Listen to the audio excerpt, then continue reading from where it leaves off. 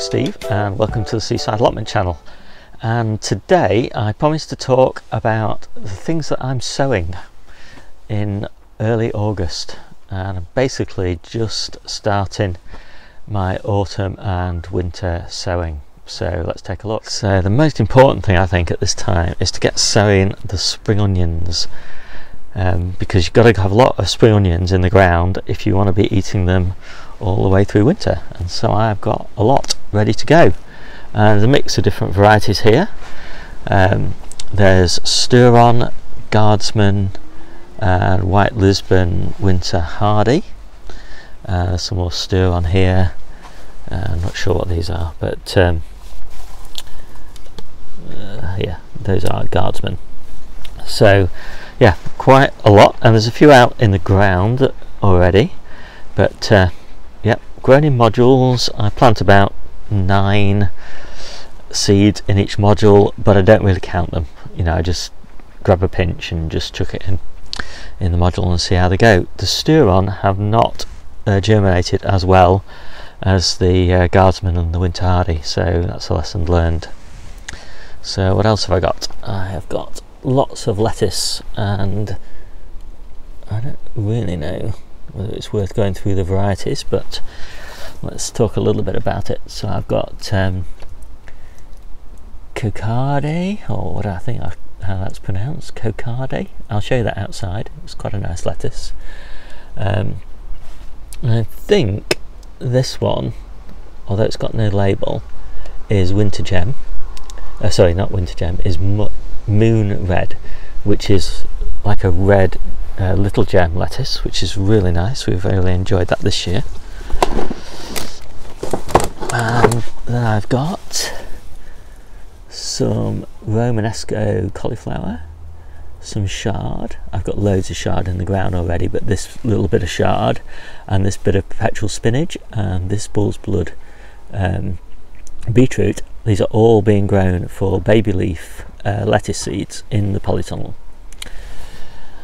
Then I've got lots of different types of radish. So we don't get through that much radish in a week, but basically I do a tray of this in a week, every week, and they're just different varieties, so they mature at slightly different times.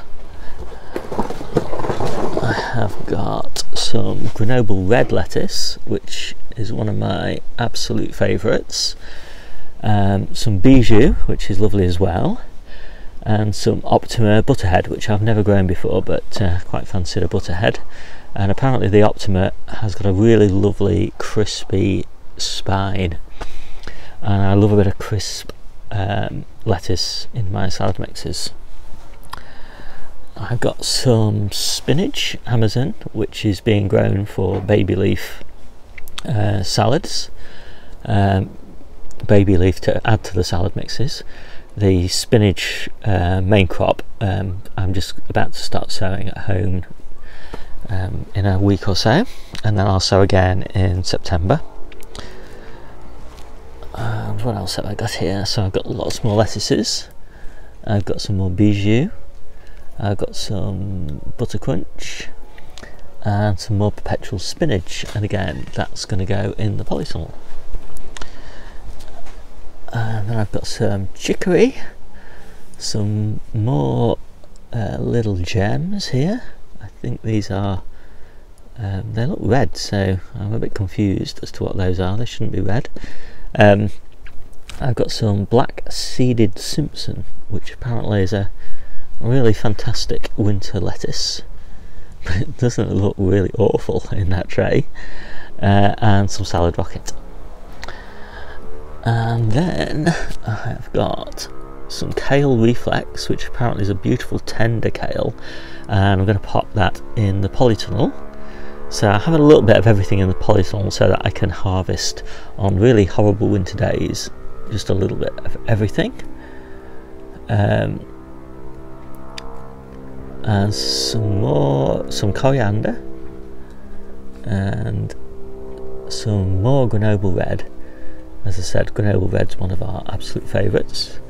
And then we've got some little tiny tomatoes. These tomatoes only grow probably 8 to 12 inches tall, and they are destined for the conservatory at home, and hopefully we'll get some tomatoes right into winter. And then just some brassicas.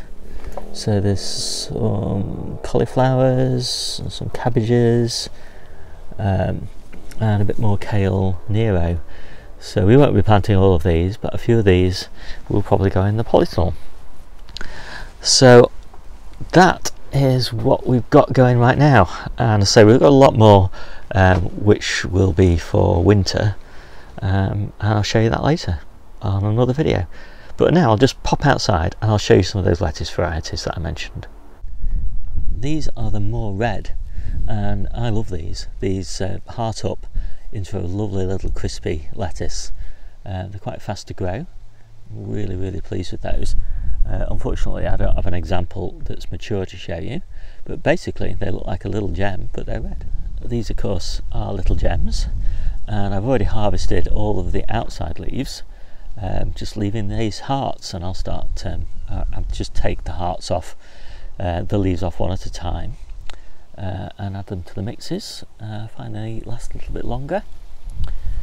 This is bijou, which is absolutely gorgeous, and that is Navara, which is also a favourite of mine, but it has had a lot of problems this year, so I might give it a miss for a season, and see how I go with some alternatives. So this is the Grenoble Red. Now I've had different